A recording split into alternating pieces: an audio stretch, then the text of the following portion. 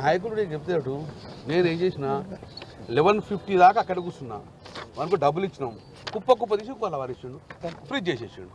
అయితే ఏమవుతుంది, పొద్దున వచ్చారు ప్రింట్ మొత్తం మారిపోయింది. ఎవడో కంప్యూటర్ ఆపరేటర్కి ఇచ్చిండో ఏమి ఇచ్చిండో కానీ ఎవరు ఇచ్చిండ్రు, ఎవడు చేసిండో దాని మీద ఈరోజు మేము యాక్షన్ తీసుకోమని చెప్పడం జరుగుతుంది. ఎవడు చేయమన్నాడు, ఎవరు చేయించారు, ఎందుకోసం ఏం కారణం ఉన్నది. నాకు తెలిసిన ప్రకారము నా ఎగ్జాంపుల్ నాయ లేపుతాను. ఎవడు ఈ కాన్స్టిట్యున్సీకి ప్రథమ పౌరుణ్ణి, నా ఇల్లే జంప్ చేసి పారేసినప్పుడు ఇక నువ్వు ఎవరి ఇల్లు జంప్ చేయకపోవడం ఏంది? నా ఇప్పుడు ఇక్కడ నా ఇల్లు, దాని తర్వాత ఆర్టీసీ, అక్కడ వేరే వాడు, దాని తర్వాత నేను పోయి మళ్ళీ అలా చేయాలంటే అంటే ఎంత గుడ్డిగా ఈ ప్రభుత్వం ఉన్నది. నేను ప్రధానంగా గవర్నమెంట్ డిమాండ్ చేస్తున్నా, ఈ ఎలక్షన్ స్థానిక సంస్థల ఎన్నికలు ప్రభుత్వం కొనసాగలో జరుగుతాయి కాబట్టి ఇమ్మీడియట్ యాక్షన్ తీసుకోరి, ఎవరి విజేతం చేసుకోరి. లేకపోతే మీరు ఎలక్షన్ కమిషన్ రూల్స్కి వ్యతిరేకంగా చేసిన కాబట్టి మీరు ప్రజాస్వామ్యాన్ని కూని చేసుగా భావిస్తుంది.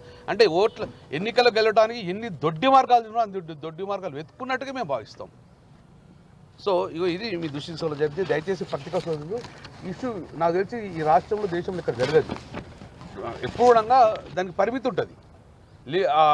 జీవోకు జ్యుడిషియల్కు విధిస్తుంది. ఇంకొక మ్యాప్ చేస్తా, ఆ మ్యాప్లో క్లియర్గా మొన్ననే అనౌన్స్ చేసిర్రు